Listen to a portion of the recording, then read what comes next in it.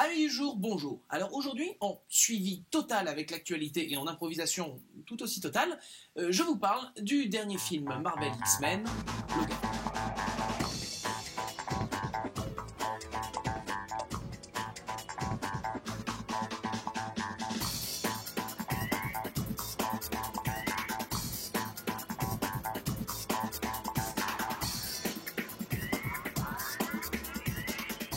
S'inspirant d'une histoire des comics dessinée par John Romita Jr. et écrite par Mark Millar, le créateur de Kick-Ass, le film ne suit absolument rien de cette saga.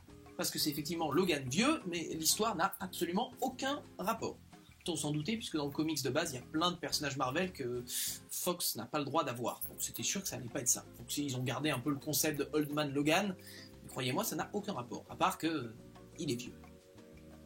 Sans surprise, ce Logan est le meilleur film des 3 films dédiés aux mutants griffus, évidemment. En même temps, j'ai envie de vous dire, c'était pas très difficile. Le premier était une bouse intersidérale, le second était sympathique dans sa première partie et très moyen dans sa deuxième, et celui-là fonctionne. Mais est-ce qu'il est bien pour autant?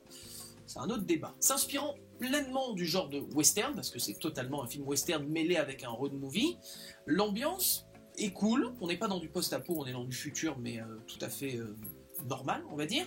Seulement, il manque quelque chose à ce film. Déjà, premier point négatif, il est trop long. 2h21, les mecs, vous êtes bien sympas, mais étant donné que ça tire un peu en longueur sur le deuxième acte avec le côté road movie, non, là, fallait tailler dans le vif. Pour le coup, là, fallait vraiment tailler dans le vif. Enlever au moins une demi-heure, facile. Ensuite, même si ça fait toujours plaisir de retrouver Hugh Jackman et Patrick Stewart dans leur rôle, le film a un énorme problème émotionnel.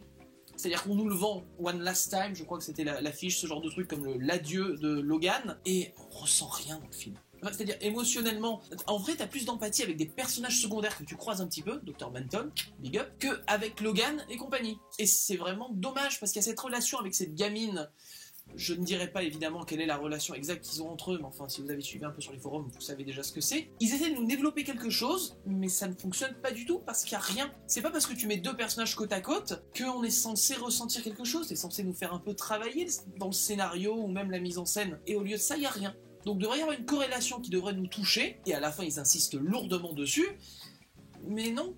Ça ne marche pas. Et c'est bien dommage parce que dans ce film, on voudrait ressentir, et ce serait le moyen aussi de faire mieux passer les 2h21, c'est que si émotionnellement t'es touché, mais comme c'est pas le cas, ben non quoi. Donc c'est un bon film, à l'échelle des autres, mais c'est pas un excellent film du tout. C'est un film sympathique. Alors je crois que j'ai vu sur beaucoup de forums, on parle de western crépusculaire et tout, ce qui est vrai, en l'encensant, ce qui est moins vrai, enfin, du moins à mon goût. C'est un film sympathique, un bon film d'adieu par rapport à Hugh Jackman et à son interprétation de Wolverine, parce que de toute façon, ils vont bien mettre un autre Wolverine un jour, c'est comme pour Tony Stark Iron Man, c'est pas un personnage qui va disparaître quand l'acteur partira, mais, bah, comme d'habitude, comme tous ces films de Logan, il a manqué quelque chose. Go fuck yourself.